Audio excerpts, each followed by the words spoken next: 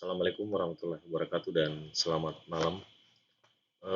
Kali ini untuk tugas dari dasar sistem komputer, saya akan menjelaskan sedikit tentang sejarah dan jenis komputer. Jadi pengertian komputer itu sendiri adalah alat elektronik yang mampu menerima, mengolah, menyimpan, dan menghasilkan informasi secara otomatis berdasarkan instruksi atau program tertentu.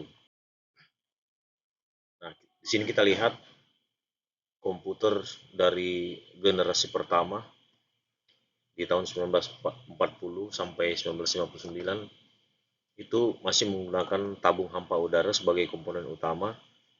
Ukurannya sangat besar, boros listrik, lambat, dan hanya mampu menjalankan satu program dalam satu waktu.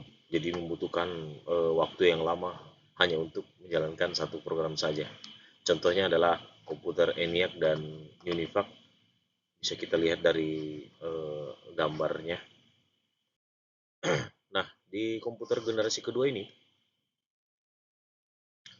di tahun 1959 dan 1965, pada generasi ini tabung vakum digantikan oleh transistor yang membuat komputer lebih kecil, cepat, dan efisien. Bahasa pemrograman tinggi mulai dikembangkan sehingga komputer ini lebih mudah digunakan untuk berbagai keperluan. Komputer generasi ini juga lebih andal dan jarang mengalami kerusakan dibanding generasi sebelumnya. Selain itu, penggunaannya mulai meluas di bidang ilmu, pengetahuan, dan teknik. Nah, untuk yang komputer generasi ketiga ini sudah mulai meningkat lagi di tahun 1965 sampai 1971. Itu komputer ini sudah mulai menggunakan sirkuit terpadu atau IC yang menggabungkan banyak transistor dalam satu chip. Hal ini membuat komputer ini menjadi lebih handal, murah, dan mulai digunakan secara luas di bidang bisnis dan pemerintahan. Pada masa ini juga mulai berkembang sistem operasi yang memungkinkan beberapa program dijalankan secara bersamaan. Selain itu, komputer ini semakin kecil dan efisiensi kerjanya meningkat dibanding eh, tipe atau jenis komputer yang generasi sebelumnya. Nah, untuk generasi keempat, nah ini adalah komputer yang kita gunakan sampai sekarang dari tahun 1971 sampai sekarang, dan ini meningkat dari tahun ke tahun, mau jenisnya, tipenya, itu dari chip dan prosesor yang digunakan sudah lebih berkembang. Jadi mikroprosesor itu menjadi ciri generasi ini. Mungkin komputer menjadi lebih kecil, terjangkau, dan munculnya komputer atau PC-PC pribadi membuat teknologi komputer mulai digunakan secara umum oleh masyarakat pada masa ini, dan juga muncul berbagai sistem operasi seperti Windows dan macOS.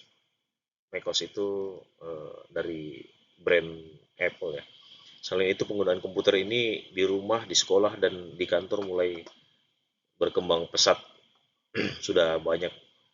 Jadi sistemnya sudah semakin berkembang dan materialnya sudah lebih kecil ketimbang yang komputer generasi sebelumnya.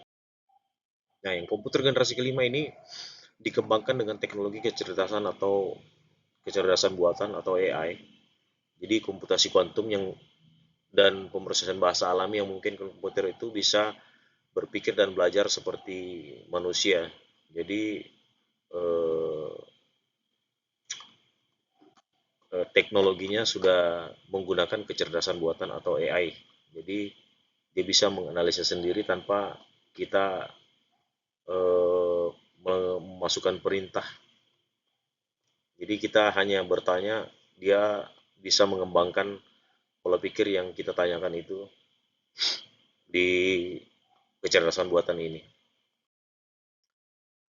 Nah, dari beberapa jenis komputer ini, ada beberapa golongan atau ukuran fisik.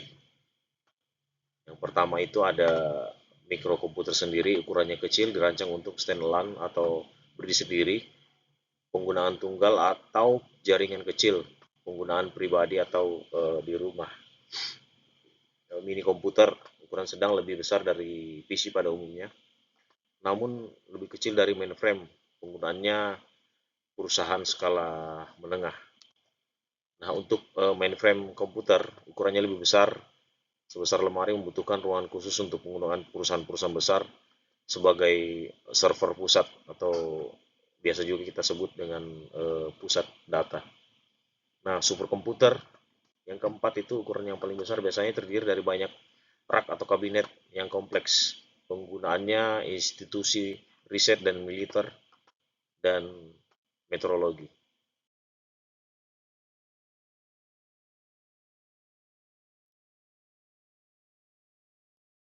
Nah, komputer berdasarkan jenis data yang diolah, jadi ada tiga jenis kalau berdasarkan data yang diolah. Jadi ada komputer analog sendiri, itu mengolah data kontinu atau non angka seperti suhu, tekanan, dan arus listrik. Nah, untuk komputer digital, data secret, angka, huruf, simbol yang diawali oleh kode biner, jadi menggunakan kode biner seperti yang telah kita pelajari bersama di materi yang dibawakan oleh Ibu Usman. Dan komputer hibrid ini sendiri kombinasi dari keduanya, mengolah data analog dan data digital. Ya, mungkin itu saja yang saya bawakan pada video untuk tugas sistem dasar komputer ini.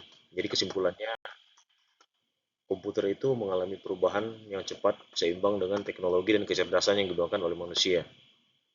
Masih mengembangkan Manusia masih mengembangkan teknologi komputer, bahkan sampai sekarang AI atau kecerdasan buatan mampu ditingkatkan menjadi sistem robotik. Tidak menutup kemungkinan di pabrik-pabrik modern tenaga manusia akan tergantikan perlahan oleh sistem kecerdasan seiring perkembangan zaman. Mungkin cukup untuk video saya pada saat ini untuk tugas-tugas dari kuliah pada dasar komputer ini, dan saya ucapkan terima kasih banyak kepada Ibu Usman yang sudah membimbing membimbing kami, dan memberikan tugas ini sebagai bahan pertimbangan juga untuk teman-teman yang lain, dan juga mungkin bisa tempat sharingnya kita semua di sini. Mungkin video saya cukup. Wassalamualaikum warahmatullahi wabarakatuh dan selamat malam buat kita semua.